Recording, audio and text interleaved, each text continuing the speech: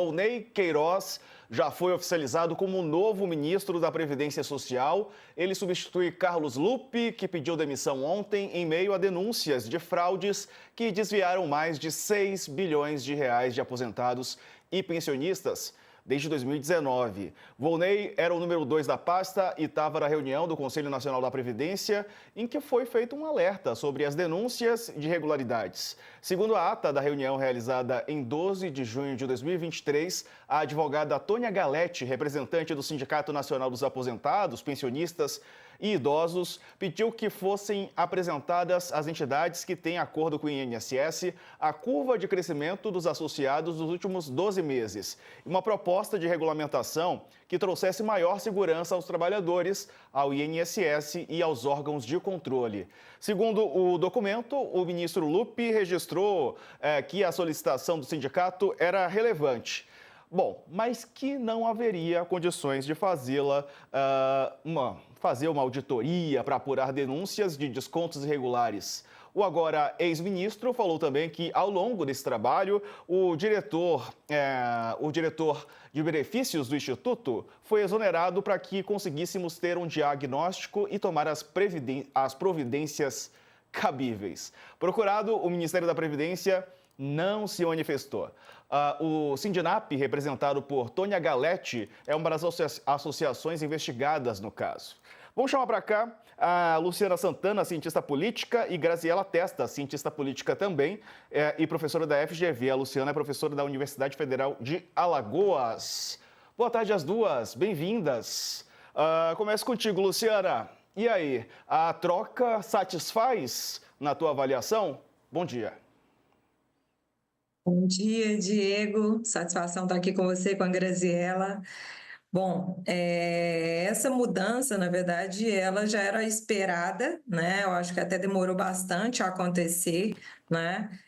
Mas acredito que não atende, né, plenamente, né, ao contexto, né? Já que a gente tem certezas aí por parte, inclusive, né, do próprio PDT, né, em relação ao seu futuro político, né, junto ao governo Lula, né?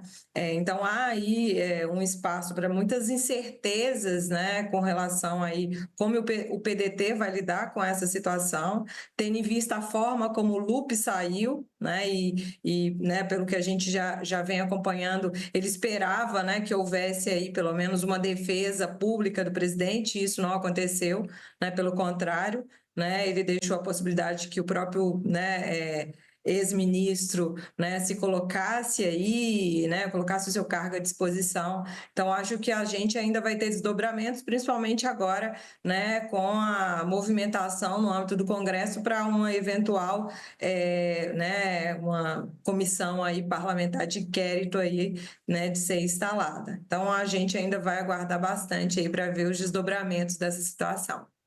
Deixa eu chamar aqui a Graziela também, desejando um bom dia, Graziela, e perguntar para a senhora também sobre essa troca, né? O Lupe ficou falando, o PDT ontem, até a gente mencionou aqui, o Felipe Pereira, nosso repórter em Brasília, disse que teria sido maltratado o Carlos Lupe. Qual que é a tua avaliação? Bom dia. Bom dia. Nossa, maltratado. Bom, eu tô com a Luciana, eu acho que atrasou essa troca, e a troca que aconteceu de fato foi uma troca que, ainda que o Lula não tenha defendido o Lupe publicamente, quando ele tira esse ministro e coloca um ministro tão próximo ao ex-ministro para ocupar a pasta, me parece que ele faz uma defesa velada, né, de que, bom, se tivesse realmente sido tão grave, não teria colocado alguém tão próximo, seria... Então, assim, a sensação que eu tenho... Eu tinha essa sensação semana passada por parte do que o Lupe falava, que não tinha dimensão do tamanho e do absurdo da coisa, né? Então, as entrevistas que ele dava, não, porque é difícil fazer as coisas no governo...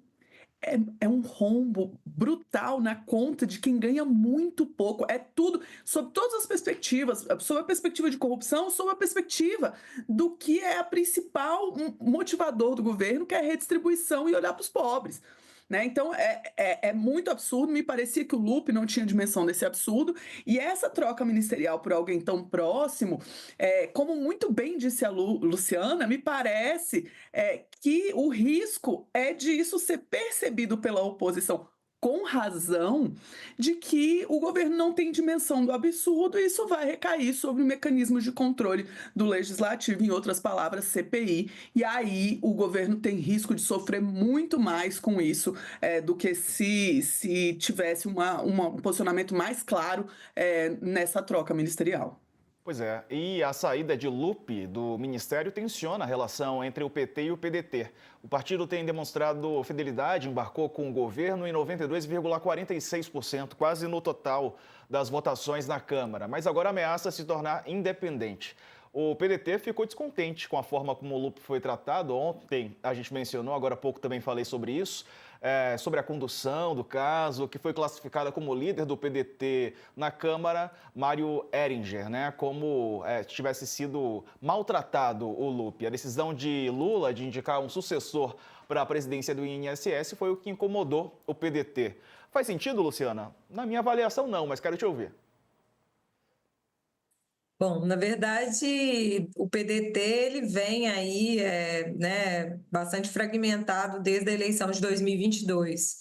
Né? Eu acho que a eleição no Ceará, na eleição municipal, né, que aconteceu no ano de 2024, deixou isso ainda mais evidente, né? O próprio Ciro Gomes ali, ele precisa estar se acomodando, inclusive porque o PT oficialmente faz parte do governo, né? Mas ele tem ali, né, no âmbito subnacional, né, atores políticos que realmente não estão alinhados e que fazem críticas públicas, né? Então, acho que faz sentido sua fala, né, porque justamente o PDT, que é um partido que sempre foi muito próximo, né, ao Partido dos Trabalhadores, né, desde que, antes mesmo, né, de alcançar a presidência da República, né, já estavam ali bastante juntos na oposição, depois enquanto governo. O próprio Lupe, né, foi ministro da Dilma, né, outros quadros, o próprio Ciro Gomes, né, também foi ministro. Então, acho que a gente precisa pensar aí esse papel, né, do PDT, o que aconteceu principalmente nesses últimos anos, né? Então, esses incômodos vão de encontro a resistências mais, né, dos atores políticos da arena subnacional, que não encontraram até então formas, né, de se posicionar claramente, mas nesse episódio veio uma oportunidade, né, muito justificada pelo próprio PDT, né, pelo olhar, né, do PDT e não do governo. Eu acho que o governo acerta né, dar esse espaço para o Lupe se demitir, né, porque foi isso que aconteceu, né, se ele não fosse, né, se ele não pedisse a demissão, com certeza acho que a corda já estava muito esticada para o presidente Lula e ele teria que fazer isso rapidamente para não desgastar mais.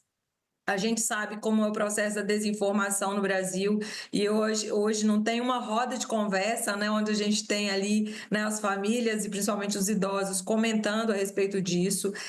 É um estrago eleitoral se não for rapidamente contornado, né? Então, acho que agora o PDT precisa rever, porque também o fato deles falarem de uma atuação independente significa também, né, tá dando um recado de que eles também estão sendo complacentes com o que aconteceu sobre os olhares de um ministro do PDT, um quadro importante do PDT, né? A gente não está falando de uma indicação que não tem uma visibilidade nacional, né? Mas uma presidência, né, do partido, né, a força é muito grande. Então, acho que o PDT também precisa calcular muito, né, se quer realmente ser independente ou se vai, né, e sendo independente, se ele vai arcar também com os custos, né, dessa independência e pensando também o custo eleitoral daqui para frente, né? Ele não se federou, né? Então, acho que também tem um ponto aí que a gente precisa avançar nessa conversa. É isso. E as investigações do desvio de dinheiro de aposentados de INSS se aproximou Do agora ex-ministro Carlos Lupe. A colunista do UOL, Andresa Matais, apurou que esse foi o motivo principal que levou à saída dele do cargo. Andresa apurou ainda que os policiais apreenderam na casa de Alessandro Stefanuto, ex-presidente do INSS, afastado do cargo, elementos importantes de prova. Fontes que participam das investigações dizem que o material apreendido com os investigados é farto. E ainda há muita coisa em análise que aponta para o envolvimento de mais pessoas no esquema. E Stefanuto foi nomeado por Lupe e defendido pelo ministro, no momento em que o governo anunciou o afastamento dele do cargo. Bom, Graziela, diante disso tudo ficou realmente inviável, né? Estava insustentável a permanência do ministro. Já estava há algum tempo, né? E me parece que ainda tem um potencial disso tudo crescer muito quando começar a aparecer mais quem foram as pessoas que se beneficiaram disso tudo, porque isso começou a acontecer agora. E aí eu acho que ainda tem potencial de ser um grande estrago. Agora, eu queria só acrescentar um ponto a respeito dessa governabilidade que a Lu falou, né? Da dificuldade da Luciana, desculpa, da dificuldade que o governo tem de construir governabilidade no contexto que o executivo não tem poucos recursos para fazê-lo, com as emendas impositivas e, enfim, com esse quadro que a gente tem, e também é reflexo internacional, a dificuldade de construir essa governabilidade. Então, entende-se que o PDT é caro para o governo porque é muito importante, está difícil de construir. Acabaram de perder definitivamente a União Brasil, cada vez mais é difícil ter uma garantia para aprovação de projeto político. Agora, eu queria só relembrar uma coisa a respeito do PDT, que o PDT é o partido de esquerda que mais libera a bancada no Congresso. Então, quando você fala que ele é fiel em 94% das votações, é verdade, mas ele, dentre os partidos de esquerda, ele é o que mais vezes ele fala, olha, pode votar como quiser, né? Então infla um pouquinho esses 94 aí. Alguém que está muito atento a como são construídos os números.